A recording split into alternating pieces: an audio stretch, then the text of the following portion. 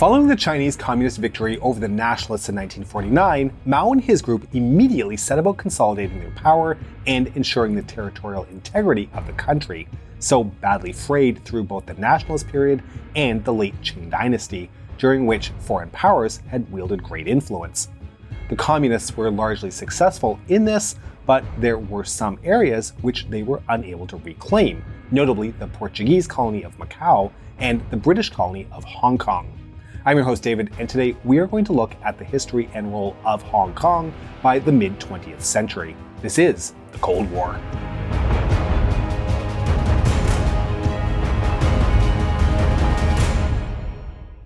Hong Kong is a city of memorable sights, flavors, and smells, but if you want to smell your finest, then the sponsor of this video, Scentbird, is exactly what you're looking for.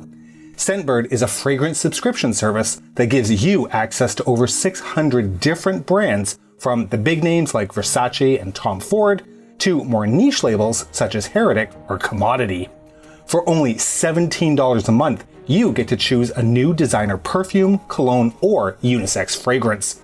You'll get a 30-day supply so you can try out your fragrance before committing to a full bottle, which could cost anywhere between $150 and $600. And Scentbird will help you discover new fragrances you'll love, tailored to your preferences from previous purchases, as well as a simple quiz.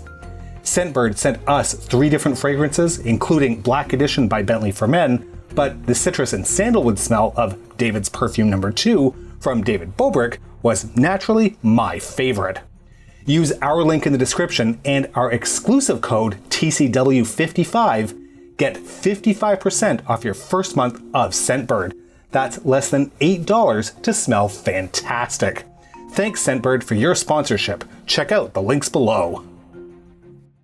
So we're going to go back to the end of the First Opium War in 1841. This was when the Qing Empire was forced to cede Hong Kong Island to Britain, with the latter establishing a colony there that would eventually grow into one of Asia's most important financial and trading centers. The colony expanded to the Kowloon Peninsula following the end of the Second Opium War in 1860, and further expanded its reach into the new territories in 1898 with a 99-year lease from the Chinese government. British rule over her colony was only interrupted during the Second World War, when the Japanese army invaded and occupied the city by Christmas Day, 1941. If we then fast forward to 1945, following the Japanese surrender to the Allies, the question of who would assume sovereignty over Hong Kong quickly came to the forefront. Now, under General Order No. 1, the Japanese troops in China, with the exception of those in Manchuria and Formosa, had to surrender to Chinese forces led by Chiang Kai-shek. But that would mean that the Republic of China would take possession of Hong Kong, a development the British government could simply not allow. Moving quickly, they sent their own fleet to the colony, bringing it under direct British rule once again. For his part, Chiang could have asked his soldiers to march into the city first. However, he severely underestimated the speed by which the British would move and was far more concerned and preoccupied with securing China proper, as the communist forces under Mao Zedong were already disobeying his commands and were making moves to grab as much land and weaponry from the surrendering Japanese as possible. With Hong Kong in British hands once more, a military administration was set up under Admiral Sir Cecil Harcourt. It may have lasted for only 8 months before civilian rule was restored, but Harcourt's governorship was deemed quite successful, despite Hong Kong's many post-war difficulties, which included extensive bomb damage, failing infrastructure, including a lack of consistent utilities, and an economy in shambles. Civilian governance of the colony was restored on the 1st of May 1946, and although it didn't magically solve Hong Kong's troubles overnight, it was seen as the first step in mending the trade relations that had kept the colony's pre-war economy running. But Hong Kong's economy, despite its great importance, wasn't the only issue that the city's administration would have to deal with over the following years. The colonial administration needed to deal with a massive wave of immigration from mainland China, and of course, as the civil war on the mainland came to a close with a communist victory, the status of Hong Kong as a British colony was threatened. As mentioned earlier, the Chinese wanted to recover Hong Kong to domestic rule, But the British, having poured resources into the development of the colony for decades, as well as wanting to retain access to Hong Kong's key geostrategic location, were not willing to just give it up. With the civil war between the Kuomintang and the communist forces intensifying, Chiang Kai-shek, who knew the British would make a stand over Hong Kong, could not risk a diplomatic impasse, possibly alienating the British government, so the issue was left for a later date. Mao, as well, was preoccupied with fighting his main adversary, despite the fact that the communists, and later the PRC as a state, considered the treaties that had originally given Hong Kong to Britain to be illegal, and that therefore the colony had to be returned to China. At the same time, however, Hong Kong's status benefited the People's Republic and even became vital to its existence when the United States and the UN imposed a trade embargo on China during the Korean War. The embargo hurt Hong Kong and its economic recovery, as the city was a British colony, therefore it was subject to the export controls imposed by the embargo, so officially couldn't trade with the Chinese state. Although we would be remiss to note that a couple of laws couldn't stop overzealous smugglers. Importantly, the city also served as an espionage, agitation, and propaganda center, not only for the People's Republic, but for the nationalist regime that had by that time retreated to Taiwan.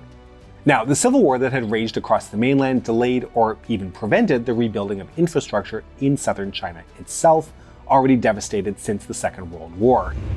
As a result, Hong Kong quickly resumed its pre-war position as a trading depot, a gateway to mainland China, and thanks to the efforts of both the military and the civilian administrations of the city, the economy regrew very quickly. Old workshops and factories resumed their operations, and new ones were built. The city experienced a truly phenomenal industrial growth rate of 36% per year. Yet, despite this rapid industrialization and focus on manufacturing growth, Hong Kong's government looked to restore its pre-war status as China's main trading port. And they had every reason to believe that they could achieve this as trade grew at an even greater rate in the late 40s. But what they couldn't predict was the outbreak of the Korean War and the embargoes imposed on the PRC that would put an end to that. So by 1952, trade profits had been reduced significantly, but growth continued, just in a different direction, towards manufacturing. Over the following decades, Hong Kong would be transformed from a trading city to an industrial one. It should be noted here that the colony's industrialization was not organized or even encouraged by government policies, but was largely the result of local Chinese entrepreneurs. Many of these people were in fact immigrants from Guangdong and Shanghai who had fled from the war. The Shanghai industrialists were particularly important for the development of the city's textile manufacturing sector, as they created larger factories and introduced more modern and more advanced technology, as well as management techniques. As the situation in mainland China and the industrial hub of Shanghai gradually deteriorated, these Shanghai manufacturers poured all of their resources into Hong Kong, and the city's textile industry boomed, so much so that over the next 2 decades, that it became the main economic activity in Hong Kong. Of course, the capitalists weren't the only immigrants the colony would take in. Fleeing from the communist regime that was consolidating its rule over China were millions of peasants and workers who would then form the base of a large, cheap labor force, which would help further propel Hong Kong's growing industry. This wave of immigration was so large that the city's population grew from 600,000 to 2.2 million people by the mid-1950s, and estimates show that at one point, around 100,000 immigrants were fleeing to Hong Kong every month. An interesting fact to note here is that along with farmers and capitalists, criminals also fled to Hong Kong. The PRC's crackdown on organized crime led many gangsters to flee to the British colony and re-establish the triad societies there, competing alongside the already existing gangs. Hong Kong's economic shift from being China's main entrepot to an industrial city was greatly sped up, as we have mentioned, by the embargoes imposed on the PRC by the UN and the United States. Even though there was still a small amount of trading activity with the People's Republic by means of smugglers, who dealt mainly with pharmaceutical products, machinery, and dyes, the hope of reviving the old China trade was gone. The restrictions on trade and the fast development of industry essentially forced the Hong Kong government to adopt a more favorable stance towards manufacturing. Though no official policies were instituted, the colonial administration promoted the development of new industries by creating infrastructure, granting large areas of land for the construction of new facilities, and building affordable housing for workers. Consequently, the boom of Hong Kong's industry affected its trade. Yes, it could no longer function as China's import center, but it could export its own products all over the world, and by taking advantage of its central geographic position and the long-established trade relations and networks, the city's merchants did just that, importing machinery and raw materials, which Hong Kong's industry needed, and then exporting the finished goods. So both economic sectors benefited from each other, and through this symbiotic relationship grew together. In turn, the economic growth positively affected local Chinese banks, as well as the British-owned ones, as the Chinese entrepreneurs, especially those hailing from Shanghai, took large loans to invest and expand their businesses. While the situation continuously improved for the industrialists and merchants of Hong Kong, unfortunately, little was done to improve the welfare of the hundreds of thousands of low-class workers, the majority of which were immigrants, despite that they were the ones who kept the machine running. According to Ernest Thornton, a member of the Labour Party, mills in Hong Kong worked 7 days a week on 12-hour shifts and often only gave their employees 2 or even 1.5 days off per month. While the horrendous working conditions, certainly by post-war European standards, worried the House of Commons, even triggering an employment bill for the special case of the colony to be announced, little was actually done to alleviate the burdens of the overexploited workers.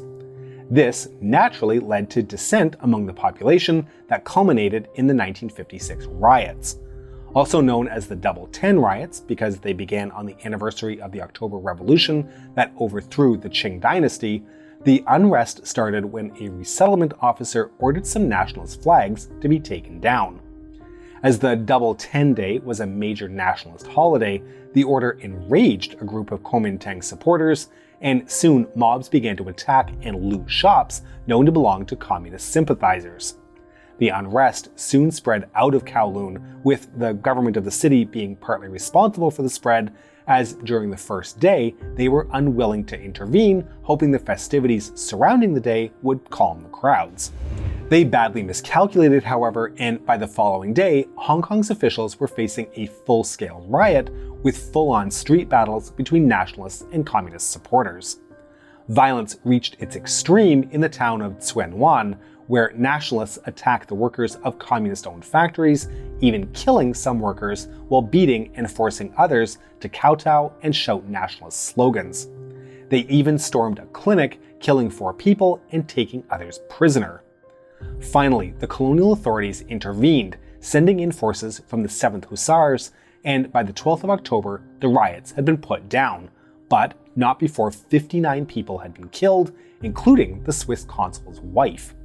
The vast majority of the dead, it was determined, were caused by the response of the police, with only 15 people having been killed by rioters. Yet the riots accomplished the goal of attracting Britain's ire over her colony, and the Labour advisor of the Secretary of State made an official visit to the city, changing in the process many of the working regulations, as well as imposing new restrictions to the benefit of the exhausted labourers. The 1956 riots and the literal fighting in the streets of Hong Kong between communists and nationalists were indeed a brutal and dark page in the city's history. But it could likely have been a lot worse, considering that in the late 1940s and early 1950s, there was the very real possibility of the city being sucked into the turmoil of the Chinese Civil War. That is part of the reason the British government, and by extension Hong Kong's administration, kept a neutral stance between the two opposing sides vying for control of mainland China. Britain did not want to lose its colonial foothold in East Asia. This strict impartiality, however, would slowly drift towards appeasing Mao and the PRC's requirements. So Hong Kong's neutrality policy slightly changed to that of being useful to the People's Republic in order for the city's status to continue as it was. As we've already mentioned, it was the gateway from which goods of great strategic value were smuggled into China, and it became invaluable during Mao's major and ultimately failed economic reform, the Great Leap Forward, where famine struck the PRC and Hong Kong was a major route of imported relief. In the decades that follow, the now industrialized Hong Kong would once again resume its pre-war status as China's main trading port, becoming the PRC's main source of acquiring modern technology and capital, as well as providing to the Chinese various financial services that were simply not available inside the communist regime. It was in many very real ways China's gateway to the world. For their part, the British government throughout this period remained silent about the future of Hong Kong, not wanting to stir the pot. They knew full well that in time the question of Hong Kong's future sovereignty would have to be answered, and they preferred to bide their time until 1997, an important year as the lease of the new territories, signed a century before by the Qing, would expire. During the Cold War, Hong Kong, despite its uncertain future, was a major base for Cold War activity. Its proximity to the PRC made it ideal for intelligence gathering, both human, but certainly for SIGINT and ELINT collection. As a major port, it also hosted a Royal Navy base, HMS Tamar, and acted throughout the Cold War as the West's eyes and ears in East Asia. At the same time, the PRC was happy enough to allow Hong Kong's status quo to continue, at least until 1997, as the city was beneficial to the communist regime. At a deeper level, by delaying the talks over the colony's future, China maintained the upper hand and, in theory, the initiative. By biding their time and acquiring the city at a later date, they would assume control over a much more economically developed Hong Kong. But as the British colony continued to develop and expand over the decades, the city's culture moved further and further away from traditional Chinese values and, of course, from the mindset of the People's Republic, which would make it harder to integrate to the mainland regime. Today, Hong Kong continues to be one of the most important economic centers of the world, ranking in third place on the Global Financial Centers Index, fourth on the Human Development Index, and the city enjoys a unique status among Chinese cities. However, dissatisfaction with PRC policies and influence in the city's administration has created dissent among its population and is the source of numerous protests and riots, which have in turn raised questions and speculations on the subject of the city's future governance. All of this part of the ongoing legacy of the Cold War. Once again, thanks to Scentbird for sponsoring this video. Use our link in the description and our exclusive code TCW55 to get 55% off your first month of Scentbird. That's less than $8 to smell fantastic. We hope you've enjoyed today's episode, and to make sure you don't miss our future work, please make sure you subscribe to our channel and have joined forces with local criminal organizations to protect the bell button from foreign criminal organizations. You know what? Don't do that. Just don't. Just press the bell button. Please consider supporting us on Patreon at patreon.com/thecoldwar or through YouTube membership. We can be reached via email at thecoldwarchannel@gmail.com. This is The Cold War Channel, and as we think about the Cold War, I will leave you with the words of JFK. In the final analysis, our most basic common link is that we all inhabit this small planet. We all breathe the same air, we all cherish our children's future, and we are all mortal.